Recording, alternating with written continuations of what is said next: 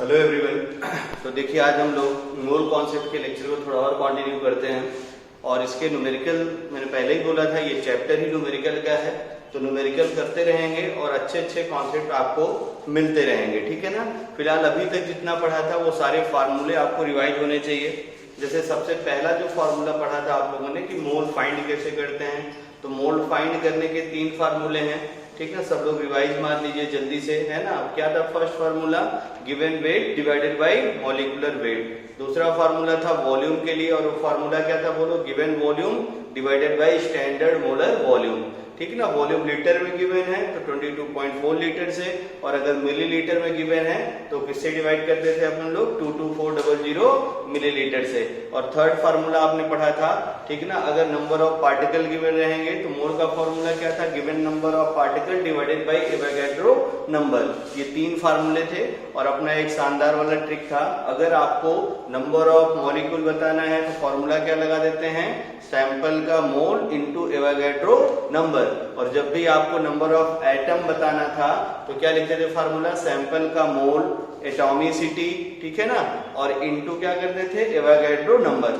जब भी आपको प्रोटॉन बताना था, number of proton, number of neutron, number of electron, तो आप क्या करते थे? एटॉमिसिटी को इनके नंबर से रिप्लेस मार देते थे। याद है ना कैसे कर रहे थे, ठीक है ना। और फिर आपने पढ़ा था, ठीक है ना, कि कैसे आप किसी स्पीशीज पे चार्ज पता करते हैं, ठीक है ना। तो चार्ज पता करने के लिए फार्मूला भी मैंने बताया था, जहां एटॉमिसिटी है वहां पे क्या रिप्लेस मारना है? Number of electron exchange. और अगर आपसे पूछे कि जो है जो चार्ज है वो कूलम में है तो आपको क्या करना था? एक इलेक्ट्रॉन के चार्ज से मल्टीप्लाई कर देना था।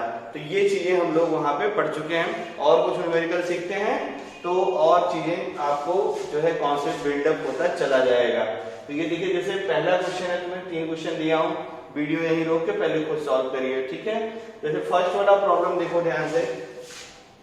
फर्स्ट वाले प्रॉब्लम में आपको देखो जो है 3 गैसेस दे रखी हैं और वो तीनों गैसेस हैं जो जिस ऑर्डर में गैसेस गिवन हो वैसे लिखा करिए। देखिए ऑक्सीजन गिवन है और आपको हाइड्रोजन गिवन है और आपको मीथेन गिवन है। तो मीथेन का फार्मूला होता है CH4। ये 3 गैसेस ऑर्डर में जैसे गिवन था वैसे मैंने लिख दिया। अब देखो क्वेश्चन में बोल रखा है इक्वल मासेस, ठीक है ना। तो इनका जो मास है वो इक्वल है, ये आपको गिवन है। तो मास इक्वल मतलब हम लोग एज्यूम कर लेते हैं कि इसका जो गिवन वेट है वो कितना है? x ग्राम। इसका भी वेट कितना हो जाएगा? x ग्राम। और इसका भी वेट कितना हो जाएगा? x gram. Find the ratio of their volume. हमें क्या करना है ना, ये तो मास हो गया, इनका मास अपने को गिवन था। हमें क्या करना है? इनका जो भी वॉल्यूम होगा, इनके वॉल्यूम का रेशियो कितना होगा ये हमें पता करना है। तो अब ये कैसे सॉल्व होगा इस चीज को ध्यान से हम लोग देखते हैं। तो तुम्हारे पास देखो फॉर्मूला है। सबसे पहला फॉर्मूला देखो, हमें सब्सटेंस का वेट गिवन है तो पहले मोल निकाल लेते हैं। तो मोल का फॉर्मूला क्या हो जाएगा? देखो गिवन वेट, ध्यान से देखते रहना, गिवन वेट और वो भी किस में? ग्राम में, और डिवाइडेड बाय क्या हो जाएगा? देखो मोलर मास। तो ये हो गया तुम्हारा पहले मोल निकल गया। अब आपको अच्छे से पता मोल का एक फार्मूला और होता है, और वो फार्मूला क्या होता है बोलो? गिवन वॉल्यूम, ठीक है ना। गिवन वॉल्यूम डिवाइडेड बाय क्या होता है? देखो स्टैंडर्ड मोलर वॉल्यूम। तो हम लोग क्या करते हैं, सबके लिए जरा मोल लिख लेते हैं। तो अगर हम लोग मोल लिखेंगे सबका तो ध्यान से देखना, यहीं से तुम्हारा आंसर हो जाएगा। तो मोल अगर मैं लिखूंगा तो ऑक्सीजन के मोल कितने हो जाएंगे? गिवन वेट x, ऑक्सीजन का मोलर मास कितना हो गया? 32, ठीक है ना।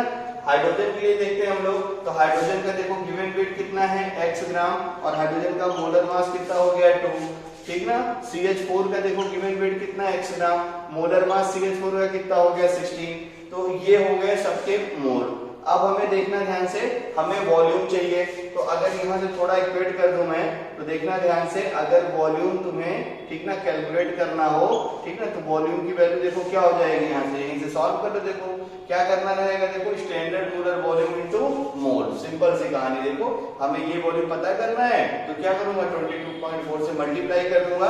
तो अगर वॉल्यूम आपको ये पता करना है तो गिवन वॉल्यूम क्या क्या हो गया, स्टैंडर्ड मोलर वॉल्यूम इनटू मोल। तो मैं डायरेक्ट लिख दे रहा हूँ, क्या हो जाएगा, स्टैंडर्ड मोलर वॉल्यूम इनटू क्या हो जाएगा, देखो जो है आपका मोल, जो भी सैंपल है उसके मोल के मल्टीप्लिकेशन के बराबर हो जाएगा।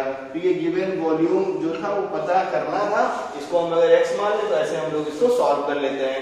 तो अब हम लोग सीधा वॉल्यूम लिख लेते हैं। तो अब देखना, अगर मैं वॉल्यूम लिखूंगा तो क्या होगा, वॉल्यूम का फार्मूला बोलो, इसी के मोल, ठीक ना, x divided by 32 into standard molar volume यानी 22.4, ठीक है ना। इसका वॉल्यूम लिखूंगा तो x divided by 2 into standard molar volume 22.4, इसकी वैल्यू लिखूंगा, ठीक है ना, मोल इसके कितने हो गए और स्टैंडर्ड मोलर वॉल्यूम यानी 22.4 लीटर, ठीक है ना। अब इसको सॉल्व कर दिया जाए। तो अब जो चीजें कट रही हैं काट दो, देखो ये देखो x कट गया, x 24 ना 22.4 22.4 कैंसिल हो गया। अब इसको थोड़ा सॉल्व कर लो, तो अब देखो ये कितना हो गया 1/32, ठीक है ना, और ये कितना हो गया देखो 1/2, और ये कितना हो गया तुम्हारा देखो 1/16, ठीक है ना। अब देखना हमें ये सिंपल रेशियो में बताना है ना, क्योंकि आपको वॉल्यूम का देखो रेशियो बताना है, तो हम लोग क्या लेंगे, इसका एलसीएम ले लेते हैं। तो एलसीएम इसका कितना आ जाएगा 32, तो 32 से क्या करेंगे, सिंपल रेशियो के लिए यहाँ नीचे भी लिख दे रहा हूँ, हेंस अगर आपको रेशियो बताना है तो अब देखना रेशियो कैसे बताएंगे, इन सबका एलसीएम ले लो और सबको मल्टीप्लाई कर दो सी एलसीएम से, तो यानी 1/32 32 हो गया एलसीएम। इस टू देखो ध्यान से कितना हो गया 1/2 इंटू क्या हो गया देखो 32, इस टू क्या हो गया देखो 1/16 इंटू क्या हो गया तुम्हारा 32, सॉल्व कर दो, ये कैंसिल हो गया, ये देखो कितना हो गया 16 और ये कितना हो गया तुम्हारा 2, यानी आंसर कितना हो गया 1:16:2 और ये आपका आंसर हो गया। अच्छा लगा ना। देखो कुछ भी नहीं करना है आपको, सिर्फ फॉर्मूला पता होना चाहिए, और फॉर्मूला ये भी समझ लो ना, एलसीएम लेना आपको पता होगा, एलसीएम ले लीजिए और एलसीएम से जो भी नंबर आए वो एलसीएम से सारे रेशियो मल्टीप्लाई कर दो तो तुम्हें सिंपल रेशियो मिल जाता है, ठीक है ना। तो ये रेशियो मैथ वाले चैप्टर में आप सीखे रहे होंगे। तो ये हो गया तुम्हारा, ठीक ना, फर्स्ट वाले प्रॉब्लम का सोल्यूशन, ठीक है ना। चलिए अब हम लोग सेकेंड प्रॉब्लम देखते हैं। तो सेकेंड प्रॉब्लम देखो ध्यान से,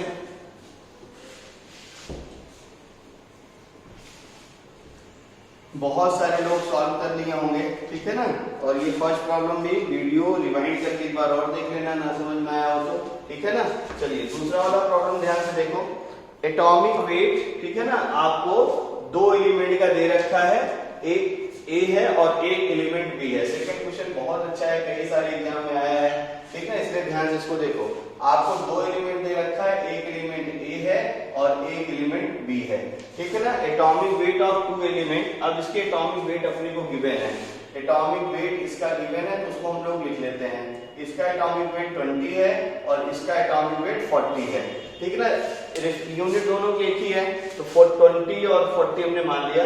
if x gram of capital A, अब क्वेश्चन ध्यान से देखते रहना, क्वेश्चन में आपसे दे रखा है कि आपका जो, ठीक है ना, आपको ये क्वेश्चन में गिवन है कि x gram of capital A, ठीक है ना, याद देखना ध्यान से, कंटेन y एटम, ठीक ना, इसके पास जो एटम है वो कितने हैं y, कंटेन्स y एटम, ये है, ये तुम्हें गिवन है, ठीक है ना।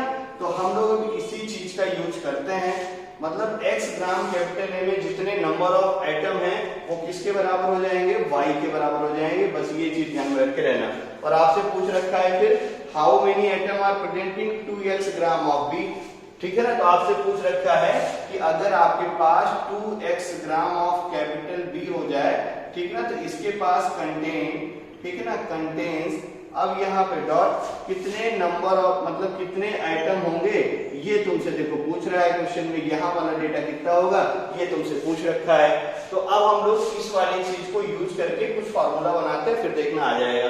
तो इसके एटम कितने हैं भाई, तो तुम्हें अच्छे से पता है, अगर तुम किसी भी सैंपल में नंबर ऑफ एटम फाइंड करो तो नंबर ऑफ एटम का फार्मूला क्या होता है, सैंपल का मोल, ठीक ना, जो भी सैंपल है उसके मोल, इनटू क्या होता है बोलो एटॉमिसिटी, और इनटू क्या होता है बोलो एवोगैड्रो नंबर। तो अब देखना सैंपल का मोल हम लोग क्या करते हैं, नंबर ऑफ एटम ए निकालते हैं, है ना। यहाँ से देखना हेंस नंबर ऑफ एटम, ठीक है ना, ऑफ कैपिटल ए, ठीक है ना, सैंपल का मोल, ठीक है ना। तो x ग्राम दे रखा है, डिवाइडेड बाई मोलर मास, तो इसका एटम है तो एटॉमिक वेट यानी कितना हो गया 20, ठीक है, इनटू देखो एटम है ना, एक ही एलिमेंट एक ही है, तो एटॉमिसिटी 1 इनटू क्या हो गया Na, ठीक है ना। यानी अगर ध्यान से देखो तो ये जो गिवन है ये कितना गिवन है तुम्हें y, तो यानी y नंबर ऑफ एटम देखो y गिवन है, तो y की वैल्यू अगर मैं देखो यहाँ से सॉल्व कर लूं तो क्या हो जाएगा बोलो 20 है ना, उसको लिख दिया जाए तो क्या हो जाएगा देखो Na इंटू x और डिवाइडेड बाई कितना हो गया 20, यानी y की वैल्यू इसके बराबर है। इस बात को ध्यान में आप रखे रहिए, इसको मान लीजिए इक्वेशन नंबर 1, ठीक है ना, बात क्लियर हो गई होगी।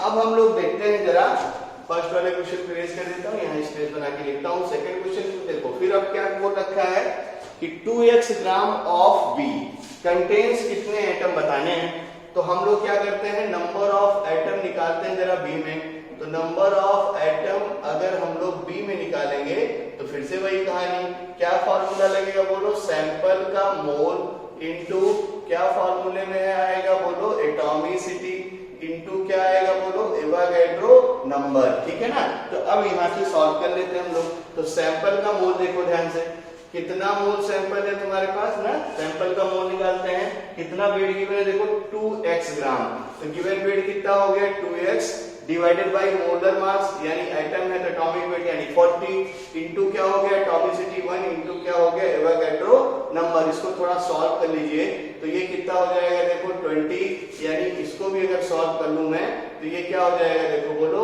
x इंटू Na और डिवाइडेड बाई कितना हो गया 20, ये number of atom in B है।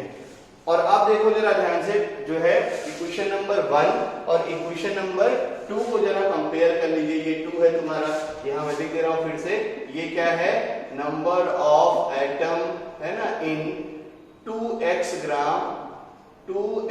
ग्राम ऑफ कैपिटल B, ठीक है ना।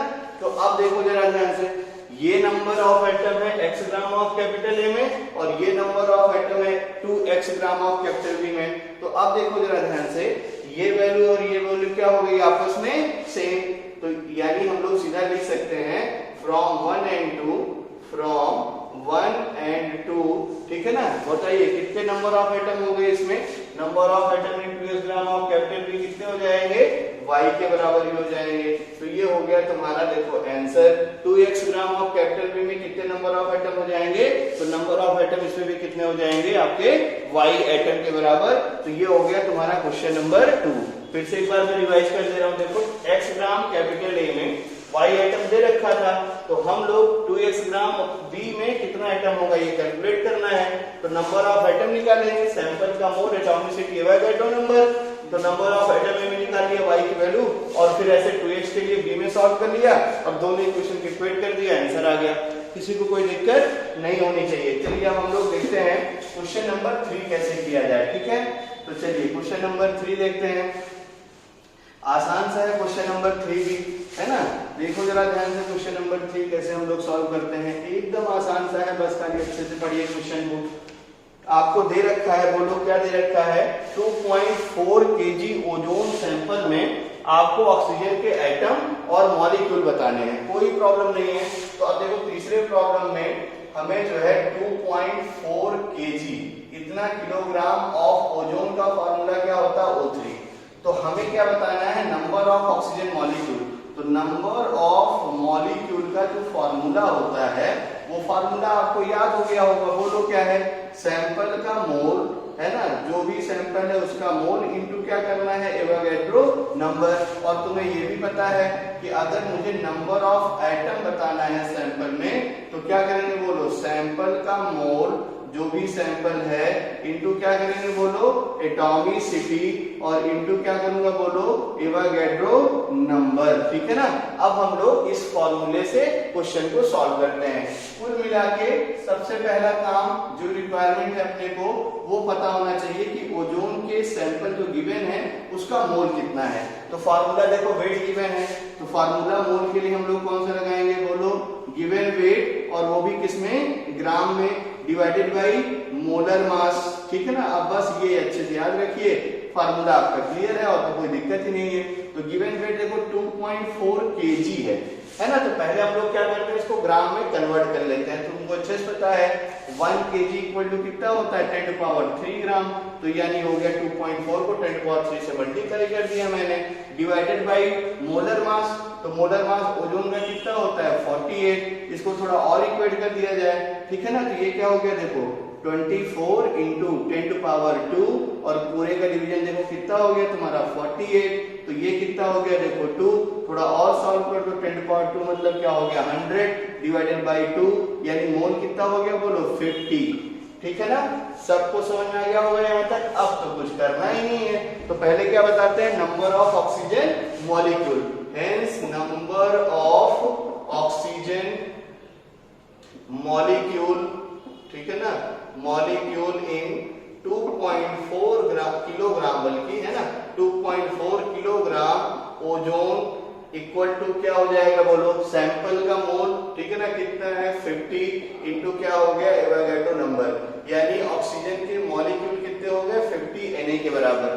फिर आपसे पूछे, ठीक है ना, number of atom, number of oxygen atom पूछ रखा है, number of oxygen atom in जो सैंपल दे रखा है 2.4 kg of ozone equal to, बोलो फार्मूले से, सैंपल का मोल इनटू एटॉमिसिटी, ओजोन में ऑक्सीजन की एटॉमिसिटी कितनी है 3, ठीक है ना, तो यानी 3 इंटू क्या हो गया Na, मल्टीप्लाई कर दो, यानी आंसर कितना हो गया 150 Na, ठीक है ना।